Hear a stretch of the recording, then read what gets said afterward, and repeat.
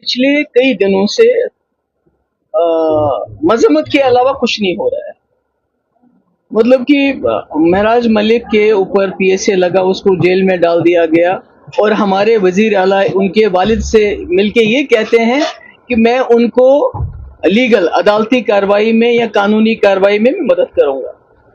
तो मेरे ख्याल में महराजुद्दीन साहब जो हैं वो एमएलए हैं, उनके पास इतनी सकत है कि वो लीगल एड कर ले सकते हैं उनके वालिद, क्योंकि अगर उनको लीगल एड की जरूरत होती तो वकील के पास जाएंगे, चीफ मिनिस्टर से तो नहीं मिलेंगे। होना तो ये चाहिए था जैसे कि अभी स्पीकर साहब ने वहीद पारा के खिलाफ नोटिस निकाला, मतलब he is trying to shoot the messenger. उनको इसका नोटिस लेना चाहिए था, उमर साहब को नोटिस लेना चाहिए था इस वाकये का। स्पीकर साहब को इसका कॉग्निजेंस लेके अर्जेंट असेंबली सेशन बुलाना चाहिए था, जहां पर इस मुद्दे पे डिस्कशन होता, जहां पर ये बात होती कि ये कैसे हो सकता है एक सिटिंग एमएलए के खिलाफ सिर्फ उसके ऊपर एलिगेशन है उसने बदकलामी की, उसके खिलाफ आपने उसको पीएसए लगाया, जेल में डाल दिया।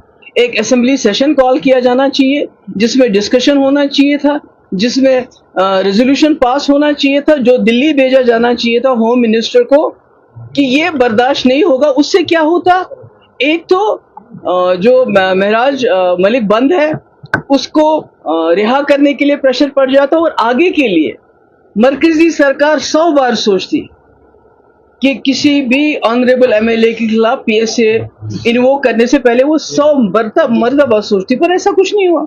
उमर साहब कहते हैं मैं लीगल, अगर उनको लीगल एड देनी है तो उन 1000 जो हमारे कैदी हैं जिनके पास, जिनके घर वालों के पास सकत ही नहीं है, जो जम्मू कश्मीर के अंदर है, जम्मू कश्मीर के बाहर है, जिनके घर वालों के पास ये सकत ही नहीं है कि वो बाहर जाके तिहाड़ जेल और राजस्थान और यूपी जाके और आगरा जेल में अपने लोगों से मिले, वो क्या केस लड़ेंगे। उमर साहब को 1 साल हो गया, तो अगर उनको किसी की मदद करनी है लीगली तो मैं समझती हूँ वो लोग मुस्तहिक हैं। जहां तक महराज मलिक साहब का, वो एक ऑनरेबल एमएलए है, उनके पास इतनी वसात है, उनके पास इतना है कि वो खुद अपनी वकालत के लिए अपना खर्चा कर सकते। उनके वालिद ने ऑलरेडी उनके बिहाफ पे इजहार रिग्रेट भी किया, माफी भी मांगी।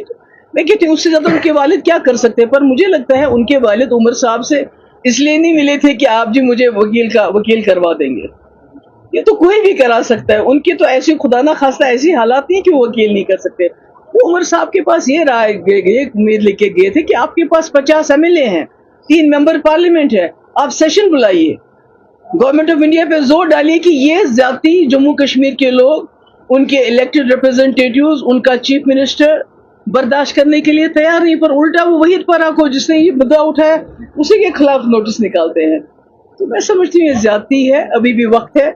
मेरी स्पीकर साहब से गुजारिश है कि पीडीपी के साथ जो भी आपको स्कोर्स बाद में सेटल करने वो बेशक करें, नोटिस भेजना है वो करें, मगर उसके साथ साथ असेंबली का सेशन बुलाइए, इस पे डिस्कशन कराइए, रेजोल्यूशन पास कराइए, ताकि आने वाले वक्त में इस किस्म की दोबारा कार्रवाई न हो हमारे एमएलए से जो उनके साथ हो। मगर मुझे लगता है इससे उनको भी थोड़ा अंदाजा हो गया होगा 2019 5 अगस्त को जो उन्होंने 370 हटाने के लिए अपना वोट दिया, ये कह गए कि 370 का हटाना जम्मू कश्मीर के लिए अच्छा है, मुल्क के लिए अच्छा है। ये नहीं सोचा कि जो चीज लोगों के खिलाफ हो, उनके मिजाज के खिलाफ हो, उनको ह्यूमिलेट करने के लिए की गई।